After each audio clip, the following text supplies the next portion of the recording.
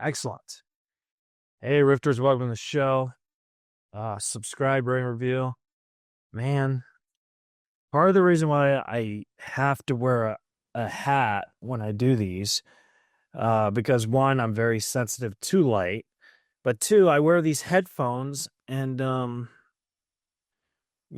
I don't have a hat today, but when I wear the headphones, it keeps me calm.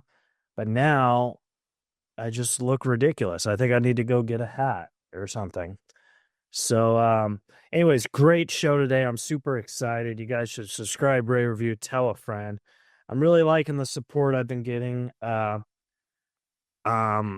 it means a lot to me. That's all I can do is try and do the best interviews I can and all that stuff. So I'm very excited for this guest, for, personal reasons that I'll get into when I start to interview him. But you've seen him in Lincoln. You've seen him in Tower House, Civil War. He has two Netflix shows on the Netflix right now called The Madness, which I just finished watching. It was really, really good. It was, I think, 9 episodes. And this is a thrillery, so I like that. And then Man on the Inside with Ted Danson, which is, both shows are streaming on Netflix. The great Stephen McKinley Henderson is going to be here via Zoom. I'm very excited. Subscribe, rate, review, tell a friend. If you like this episode, share. I'm trying to get all these reviews on Apple Podcasts. That's where you should go. And, the YouTube channel and all that stuff. We're also going to start releasing video and all that stuff to try and get the numbers up a little. So the support's been great, but we need more support. So if you could just keep sharing and keep liking and, when you write the reviews and comment, give me advice on how to get better. If you're going to give me advice on how I'm not doing so good, at least, give me some sort of clip on how to get better. Don't just insult me without giving me, you know what I mean? Like, pretend I'm Bronny James, but my dad's not in the NBA. Be like, hey, Bronny, you really need to learn how to play basketball. All right, guys, enjoy this episode with Stephen McKinley Henderson on Reza Rifts. From Hollywood, California, welcome to Reza Rifts with your host, Keith Reza. Hi, Stephen. Hey, how you doing? Good, how are you? Pretty good, Keith. Yeah, thank you so much for doing this. I appreciate it. Oh, glad to do it. Can you hear me okay? I can hear you great. Oh, okay. All right. All right. So, yeah, I'm very excited to have you on. And a reason is because I saw Civil War and I thought you were fantastic in it. And I saw this in March when it came out. And your character reminded me so much of my grandfather, who I loved very much, just like the spirit and stuff and the resemblance. And I automatically fell in love with you. Oh, wow. I appreciate that, man. Yeah, it was a wonderful part to get to play. And Alex Garland's a wonderful writer, director. And so it was, it's a tough story to tell. So it was really great that the camaraderie between everyone, the respect and admiration and finally love for the whole cast, it was just a wonderful experience. Now, if you don't mind me asking, when you got that script, because each script has a different type of tone to it. So when you got that script and when you're reading it, like, did you see the vision in it? Or was it kind of like you just seen your character's dialogue that made you want to do it? Well, I had seen it grow. I had seen the script, the idea grow from very early stage when Alex was writing a film about a New York City block that decided to secede from the Union. And that was the earliest acorn of the idea that grew into Civil War. You left the entire idea of the seceding from the Union, but that that was the initial idea. Was this one neighborhood in New York City decided to secede from the Union, and I would have been a community organizer, let's say, a priest who was a community organizer in that. So, but I was in for the ride. So when he arrived at what he arrived at, and I read it. I said, "Oh my goodness, this is quite something." And the people he would, because I was really glad to see Kaylee Spaney again. Kaylee and we worked on Deb's a limited series that Alex wrote and directed. So and Nick Offerman, and that was just a great group of people. Yeah. And I don't, it's been out now, so people should have seen it. But so if I spoiled to people who haven't, I apologize. But you kind of were the hero of it. You know what I mean? You saved the day. Well, let's let everybody see it. Let's let everybody see it. Yeah. I gotta say, at 75, it's really nice to have a hero moment in a film. Yeah. And the other thing I thought was cool about that movie was the pictures. Like they take a picture and then they play that flash. Yeah. Yes. The respect for journalists, the respect for both print and photojournalists, war correspondents. That's at the core of the whole thing, and a lot of our rights. The truth. Sometimes there's more truth in a photograph than in a court ruling. So straight get to really see the truth. Yeah, no, I'm honored to be a part of that film this year. Yeah. And then I also just finished watching The Madness, which you were fantastic in as well. Thanks. Yeah. Coleman. Coleman is the future man. Coleman Domingo's the future man. He's the truth. And it was great. It was great to be there with him. He and Marcia Stephanie played, and I knew one of the writers, Stephen Belber, from some projects with the Labyrinth Theater, the theater stuff off Broadway. So wonderful story too. A lot of twists and turns, man. Love that kind of because that's one of those things when you're reading it and you read an episode and then you go, oh wait a minute, man, I can't. I got to read the next one. I got to see where it's going. Try to see it, and that's the way it is when you watch it too. I think so. It's one of those series that I like to call a trick series because it's one of those, once you watch it, it's going to force you to watch it again just to make sure you got everything. Yeah. It's like Breaking Bad, how like after you finish it, you're like, wait, I have to watch this again to get, so I like puzzles like that. I think that's cool. I had a delightful time working with Ted Danson too, I must say. Oh, I'm watching that now. The Inside Man. You're so funny in it. Man, that was that and those people, the whole ensemble.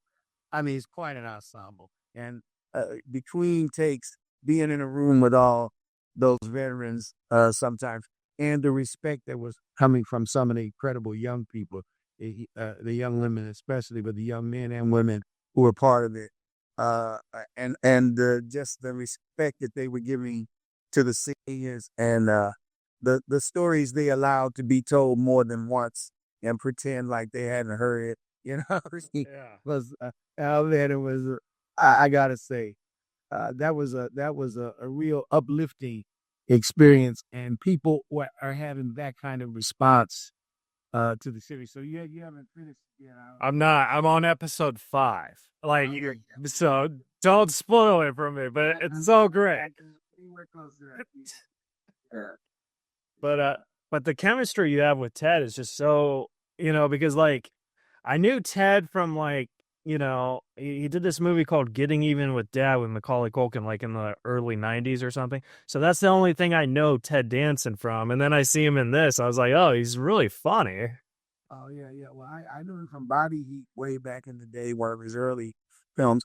And I knew some people that he ran with in New York in the 70s, I guess it was, when he left Carnegie Mellon and came into New York City to try to find work Broadway and that. So, but the only time I really met him to talk with him is he and his incredibly beautiful wife, Mary Steenburgen. They came backstage after seeing a production that I did on Broadway of a play between Riverside and Crazy, and they asked if they could say hello and said how much they appreciated the work. And I was just so it was just so wonderful that they thought to do that. And Ted's a very generous guy and a wonderful, wonderful scene mate. I mean, we could do scenes, man. We had a good time. Had a very good I wanted to ask you because you talked a little about how you did plays and stuff, and then I know you also taught a little. Have you ever done plays, taught, do a movie and a show at the same time? And if so, like, does that throw your brain off? No, no. What I have done, I have taught and been working in a show, but that would have been like a workshop, like on a Monday, the day off. Not in the same day. But now when I work in regional theater, when I was teaching at the SUNY Buffalo State University of New York Buffalo, and I worked in regional theater, I would teach and do a show at night. But we would have rehearsed it for a month, and then you run the show for a month. In regional theater, and then back to your normal reality. So, but I've never been in a film and been teaching. Never done that because that's a little difficult to do unless you're working in the same city. But you're called. You got to be ready. You're on call when you're doing a film. That you don't have time for anything. In fact, my favorite teacher, well, shoot, I really never should let that come out of my mouth. It's a terrible thing. Now, oh boy, I can't even finish that sentence. I will. I'll edit it out. I said one of my favorite teachers, the great Lloyd Richards. He taught at Yale. He was at Yale School of Drama, artistic director, the Eugene O'Neill Center, the Yale Repertory Company, legendary cat, and he taught actors who were just meant to take classes in New York, at the Active Center, and I was taking a course with it, and he always said, "You have only one reason to miss this class, and it's because you got a job or an audition. Because the only reason you're coming to class is to get a job, Or an audit, yeah. get a job from that audit." So, and I understood that because he was saying, you really put all your efforts. All this is to make a contribution to to really make a solid contribution to a story well told, and because of a belief in the healing and humanizing power of storytelling. There are stories that are it's incredibly character building stories, and stories that inform you and uplift you and open you, and so uh, yeah, I don't know that I could do anything if you get assigned a role in a film, Yeah. because and as you were saying before, you don't even see everybody. You're doing your section over here, but that director who's got the whole thing in his head, and then the editor, and they're part of this whole thing.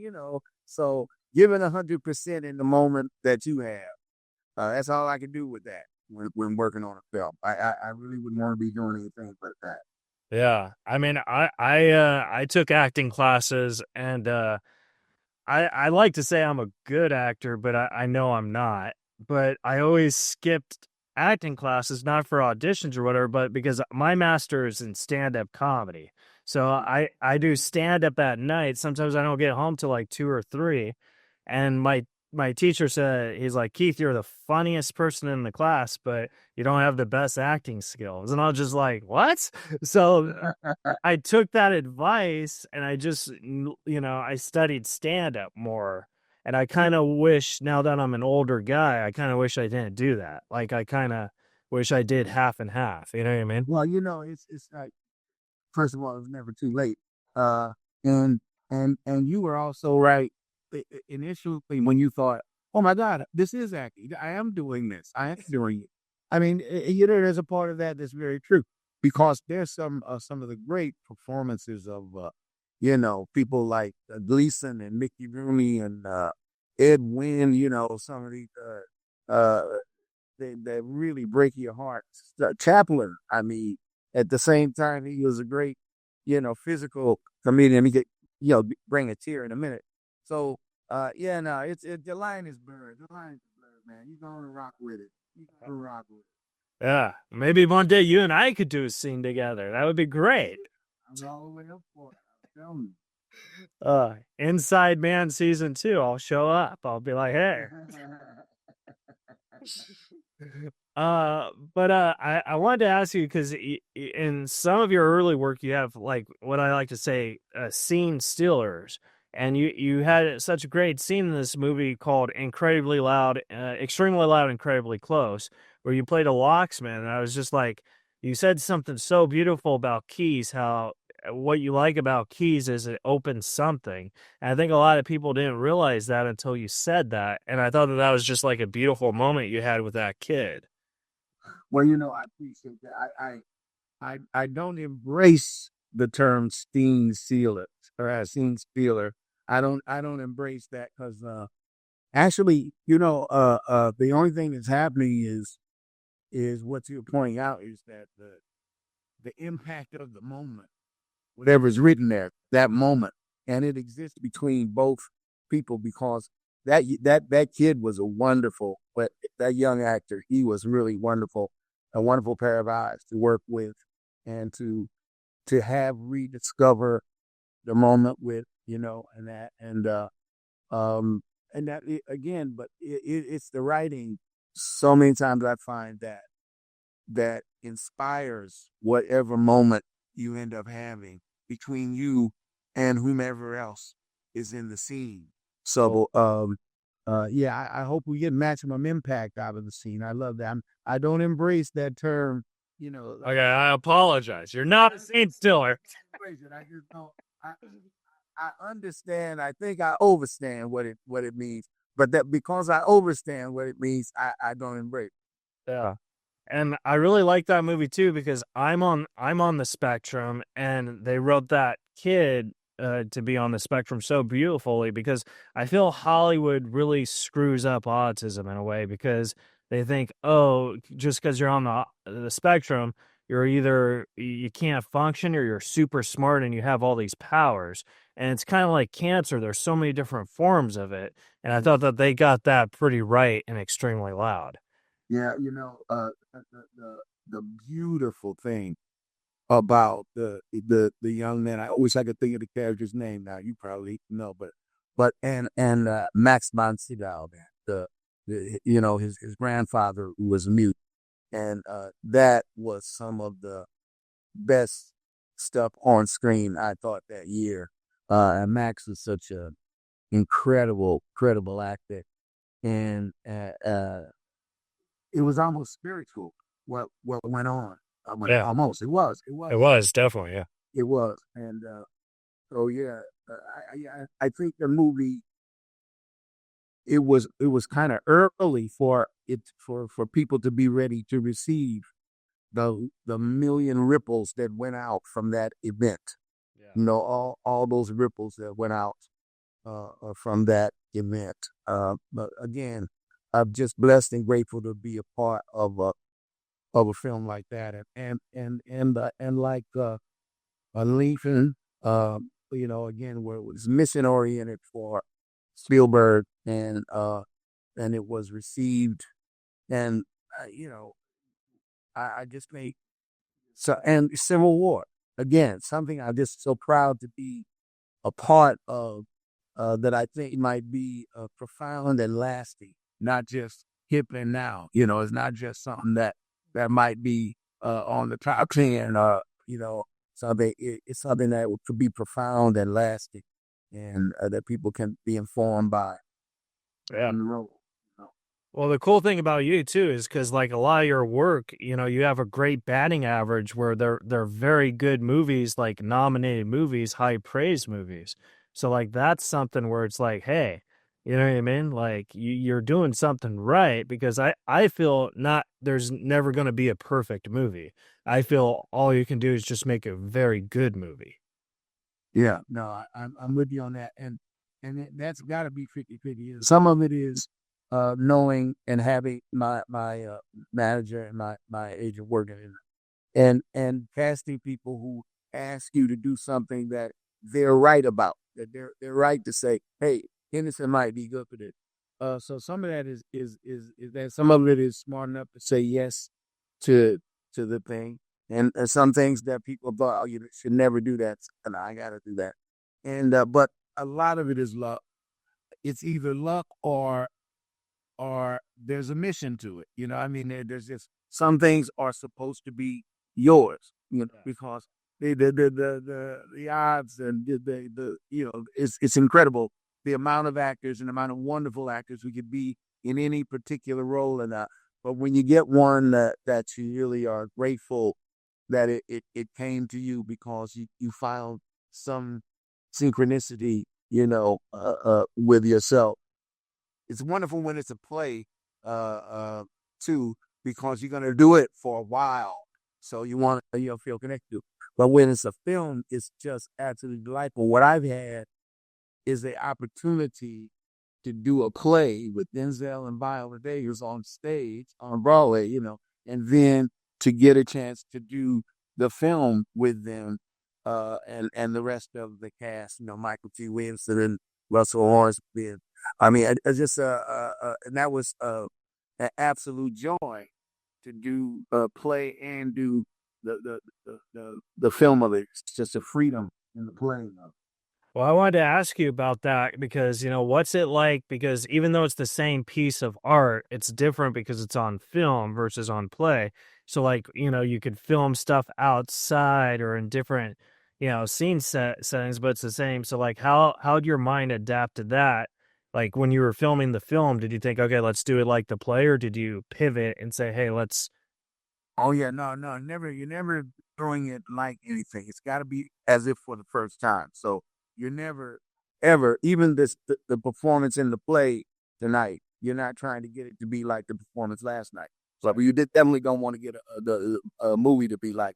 But the thing that is so wonderful about having done a play, done a story in with the demands and the rigor of theater is so much more freeing to do the film because you're suddenly free. Like there's an obligation to be understood in the theater, and the back row has to understand you as well as the front row, and so there's some concerns about that, and you're on a stage, so there are times when you need focus, and there's sometimes when you need to be giving focus to someone across the room. You don't want people looking at you. You want them looking over there where it's the thing. So all of that, you're released from all of that, those demands, because the stage has a lot more demands and limitations in a sense. Yeah, As a definitely. film, you get free, man. I mean, I remember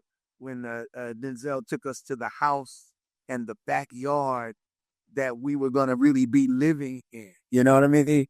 And to just be able to turn over and talk as truthfully as possible to the other person, and somebody else is taking care of all that other stuff, man. All I got to do is live as truthfully as I can, and so it's free. It's free. Did you say this house is a lot nicer than the one on the play? Uh, but when you're in the moment of a live theater production, have you ever had a moment where maybe you forgot a line and you just blanked and you had to improvise or something, and then you nailed that moment like right there, and then the following performance you did that exact same thing to get that same, like, have you ever done that, or is that just like a film thing that you could do? Oh well, I have definitely uh gone up for line or had a rhythm take me off and misspoke and didn't say the line that the playwright wrote for whatever reason in a given moment, on stage. But I never want to duplicate it again. The thing is that the craft, the artistry comes in being able to play the music, and with the very notes that are written there. The music is how you get from one note to the other. but I don't want to play another note. I don't want to suddenly not be playing Take the A Train. I want Right. to play Take the A Train or a few of my favorite things. But I want to use those notes somewhere in there. I want to make sure I got Irving Berlin is in there somewhat. But so I the thing about the stage is the text, the text, the text. It's a language art, and film is an image art. Right. See, film started silent. The cinema started as silent film, so it was about the images on screen, how it took you and made you feel like you were going through what was there. You read what was said, but the images were what enthralled you. And now, when you marry the language art with the image art, with and put that together, when that's why you were saying what you said. There's some really great film, but there's no perfect. Exactly. But approaching that, getting that just the right amount of language and just the supporting amount of image and the precision and the passion. When you balance the precision and the passion in a performance on stage, so that you never, so caught up that nobody knows what the hell you're saying. They say, "What did he say?" You gotta be, you gotta be making sure you're delivering the language, the poetry. Oh So no, for sure. Well, the reason why I asked that question because I did this play called The Crucible, and I played like I didn't have a big part. I just played like one of the townies, like who say, "Oh, what I didn't say anything in the law. I was just an extra, I guess." But we were doing a performance, and during this night, there was like a big earthquake, like an actual earthquake, and the theater was shaking and all that stuff during this moment and everyone in the audience is like, "Oh my god!" So then I don't have any lines in this play, like I'm just an extra, right? So then I was like, "Witchcraft!" And it got like a big laugh, right? it's great. And then like the 9 o'clock show, I thought I could do it again, and no one laughed. I was like, "Oh, Now that's about being in the moment. See that moment. You can't bring that moment back. no!" And But it was the funniest thing, and I remember the director wanted to like chop off my head or something. But I want you mentioned Lincoln, and I wanted to ask you a couple questions about Lincoln because I think that is one of the best films I've seen. And I thought like first I wanted to know like your character William Slade, like how when you got that character because he's a guy that they didn't have a lot of history on. Like there's, some A, B, and C's on it, but not a lot. So I want to know how did you like research that or did you bring your own take into that? well, yeah,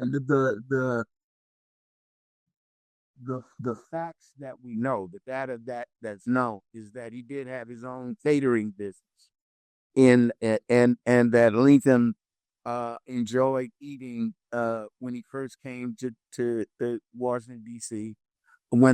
He knew when there was a function that Mr. Slade had catered because the fried chicken or the whatever it was and he told him, if I ever get anywhere in this town, you know you're gonna work for me. And he got to be the president, and he did call on him, but it was a time of austerity, and the White House was never as decorative during Lincoln's time. He didn't want to show opulence. He didn't want to show these big parties and so on. So what? So Slade became a personal valet as well as a courier for him, because Lincoln liked to get messages like the thing about the team of rivals. He liked to go across the aisle sometimes when he didn't want other people to know he was going across the aisle. So Slade delivered messages for him, and their children played together and so forth. So I did get to know that, and of course, working with Daniel Day knew all that. So he would often speak to me as Mr. Slade and ask after the children and talk about recipe. Yeah, but like we were there for Thanksgiving. We had a break. We were shooting, and then we went away for Thanksgiving and came back.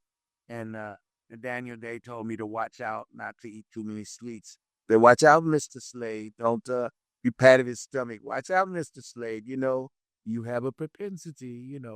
And so we related in the relationship where those two men would have actually had. And so that was made it quite a pleasure. In fact, he asked one time, he asked Steven Spielberg, he said, I don't see how I could do this scene without Mr. Slade being at my side, because it is a party, or he would be there with me. And Spielberg asked me, he said, can you add another day? Because I was teaching at the time in Buffalo. So you were teaching.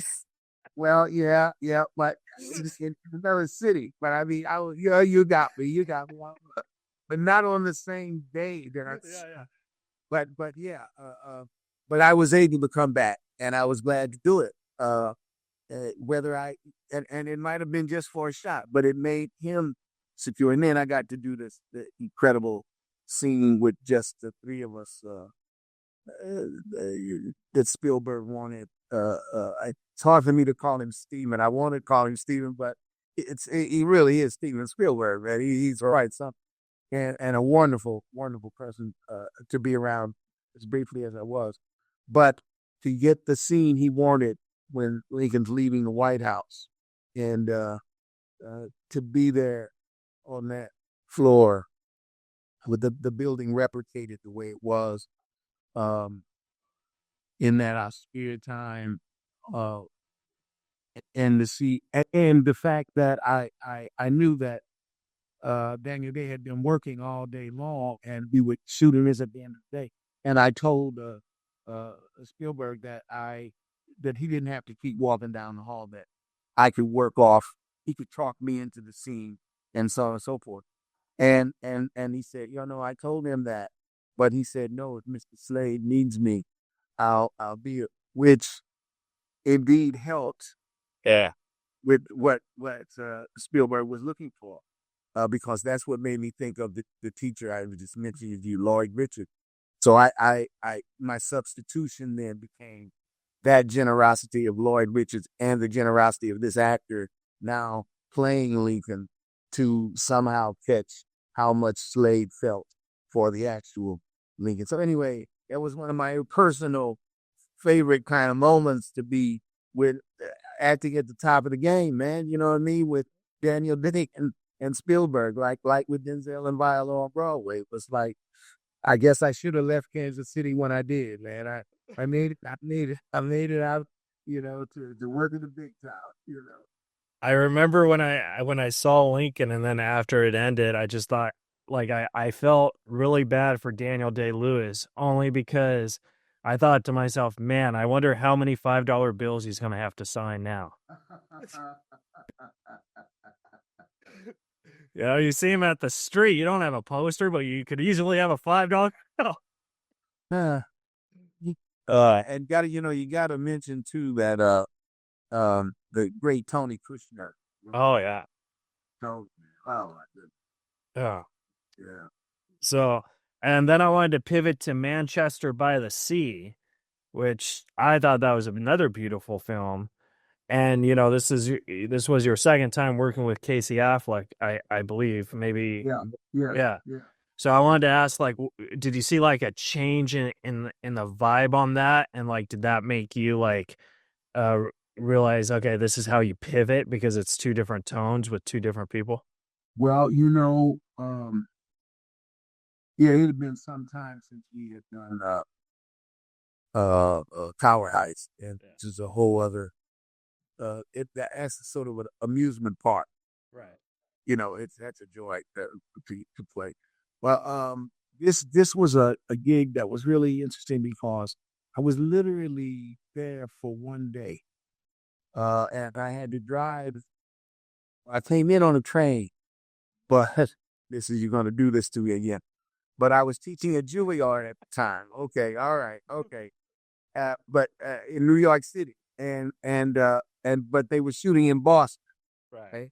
So I had a day, that I need to get there, get the scene and that, and then it took all day to get the scene because the playwright and director had said that he was having a little trouble with Casey coming to set on time. And he said, I wanted to get you to be the guy that plays the scene, that the boss that says, look, you got to cut this stuff. You're not fired. Yeah, you're fired. He said, I wanted to be, as he said, I know he likes you, respects you, and he's going to be late and realize, I'm going to tell him, but this guy came all the way from New York. He's working, doing stuff, but he said he would do this. He do his one scene with you, and you don't show up on time. So it was all this was built into.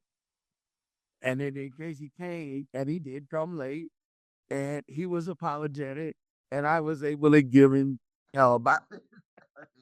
And so, but it was a great time to see him because he is a really a great guy. But it was wonderful to catch him like that. And oh my God, I don't know why I can't say the name of the great playwright and director of that film. You probably have it in your notes somewhere. Yeah, we'll Google it. We'll add it in. Okay. We'll AI it in. Yeah. He's a great guy. But so that was a joy. And see, this is one of those times that like you're talking about where to get to be a part of Oscar nominated film that year. I was at the AFI, the American Film Institute thing, and it was for Fences and for Manchester by the Sea. So both films. Whoa, you had two in the same year? Yeah, I was there for the AFI event when they installed both those films into the, so I was at our table for Fences, and I got to go over and say hello to I almost said the playwright's name, but that's who I went over to say hello to. But yeah. So that I had and this year an embarrassment of riches with Manchester. I mean with the Madness and Man on the Inside, Ball Running on Netflix now, and the success of Civil War. So good year. And then the success of Reza Rifts. Yeah, indeed. Absolutely. So I have four more questions, but they're fast questions, and I want to respect your time. Are we good on time? Can I ask? Yeah, we're good. Okay. So I wanted to ask you, have you ever, when you were teaching, have you ever taught a student and then, in the future you ended up working with them? Oh yeah. Rosalind Ruff. She is a wonderful actor. Worked with her off Broadway in seventh production revival of Seven Guitars, and also she was a Viola Davis's understudy and Fences on Broadway. Oh, that. And yeah, and she and I also did a radio play of piano lesson for BBC some years ago. But yeah, and she wasn't a student in my class, but I helped her with her auditions when she was auditioning for graduate school. Oh, nice. Yeah, I helped her with all, and she went 3 times to the national auditions and didn't get anything. And she was going to give up, and I told her that it was them. I said, listen, it's not you. You're doing fine work. Why they're not choosing you has to do with whatever they already think they have or don't have, or what they're looking for, or what they don't know, because they don't always know what's going out. And she went one more time, and she got in Harvard. And she went to Harvard to the theater program there, and then studied at the Moscow Art Theater the last year of her training at that, and came back and toured with the acting company. And so she's just, as far as stage work goes, never. She's killer.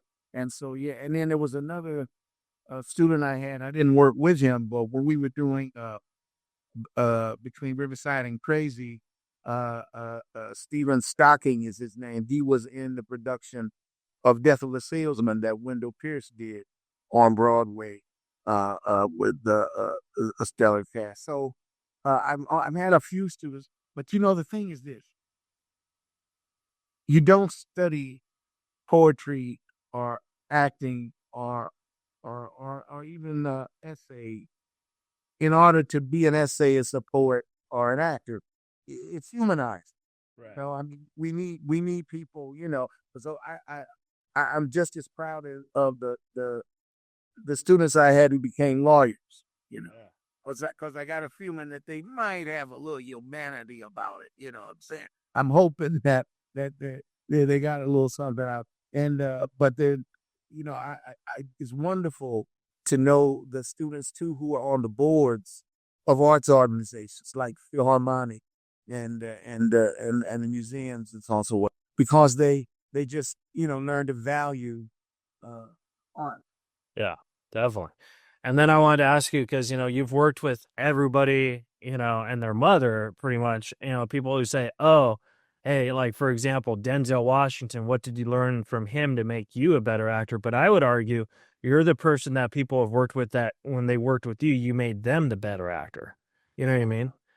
So I wanted to know, like, how do you how do you do that where you guys work together to make something like that? Like, do you guys share tips and be like, okay, let's do the scene like this, or Well, the thing is, there's always a leader, and it's the director.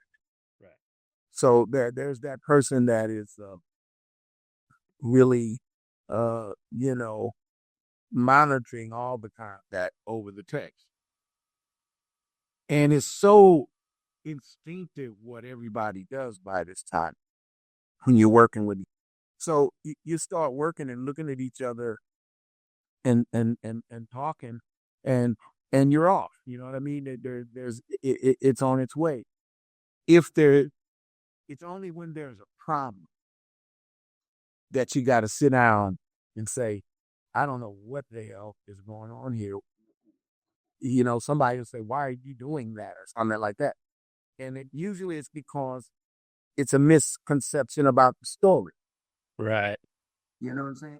And that could happen a lot because people could read something different, right? Exactly, exactly. So you sit down with the director and, if necessary, the writer or writers, because a lot of times in film is like a lot of contributors. But that's why in the theater, the, because the text is the Bible, we work around that. You got this to pivot around, but it's such a collaborative art form. Yeah. It really is. And discovery is the best thing. The least you know, the better off you are. The more you can discover in the moment. So it's better to not say, oh, this scene's supposed to go this way, because then you're trying to steer it one way and somebody else is trying to steer it the other way. All you want is this truthful, honest contact between you and the other person over these circumstances, Right. and then do that again as if it never happened before, and then do it again as if it never happened before, and keep discovering, and the chances are they're going to be able to have something electric that they can use. uh you know uh, that's why Denzel did such a great feat by being not only doing the role on Broadway, because he said that's the only way that he'd be able to direct the film, Right. is to have done the play on Broadway. And he did an incredible, incredible job. And to be there with him, watch him play the scenes with him and get all that fresh stuff and us find all that fresh stuff. And then we stop and then we go and say, hey man, you got to pull that light over here. You got to put that camera there and you got to do this. So he had all that happen. You know what I'm saying? Yeah. So, uh, it's quite an undertaking to try to put together a worthwhile film. But yeah, or play, worthwhile play too. Oh yeah! Oh my I God! like, yeah. Oh, yeah. So, my second to last question, and this one is kind of digging more deep into your past of your knowledge that you had. Did you ever have any fears when you were just starting in this business And how did you overcome that, or do you still have that fear to help you regenerate to whatever character you have? Well, what I learned from a very wonderful teacher at high school who believed in me and really set me on my path. And she made me aware of the fact that fear is really a measure of care. It's how much you care. You care so much to not fuck up. Excuse me, but No, no, for sure. it's because you care so much, and then you're going out on that stage, and you don't want to mess up. So you think it's fear, but it's nerves, and it's an indication of how much you care. And you take that and you try to apply that to getting the precision and the passion to marry each other, knowing that you're doing something that takes all of your concentration. You don't have time to play with fear. You don't have time to have that doubt over there. You need all of that concentration to really hear what that person just said to you and really mean what you say back to them because of the context of the whole world of the play. All that's got to be happening. And so the people who are out there watching, that's the least of it. You know what I mean? Yeah. But learning that my nerves, that fear is really how much I care. And so I never stop caring. So I always expect that tingle because because I care. Yeah. And so but it's wonderful to be on the other side of that. Like, if the door says fear on this side, you open it and go on the other side, it says freedom on the other side. And if you get over that, that fear and turn it into that freedom, because once you know you've done it, you know you can do it again, man. You know what I mean? And so but no, I tell you, opening nights and first previews, oh my goodness. That's anxiety rush because you want to know, is this going to go well or? Yeah. Somebody comes in your dressing room in a tuxedo. It's great. I'm the director of the theater. But no, that's that. I like what you said because I was listening to this podcast where like this guy was interviewing like a rehabbed drug person, and he said that the only drug he never did was heroin because he was scared of heroin because he had a fear of spoons. And I thought that was very thought that was very funny and weird at the same time. You know what I mean? So Yeah. Well, it's a good phobia to have. It keeps you away from, it keeps you away from heroin. I don't know. that spoon away from me. Exactly. And then my last question for you, if you could go into a time machine and talk to a younger version of yourself, knowing everything you know today, what would you tell yourself? Oh wow. Well, I wouldn't want to spoil anything. But I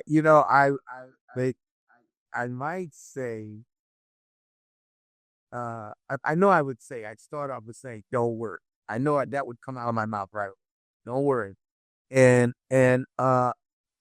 now I could say, because last month this happened, don't worry, you're going to end up in the American Theater Hall of Fame because I just got inducted.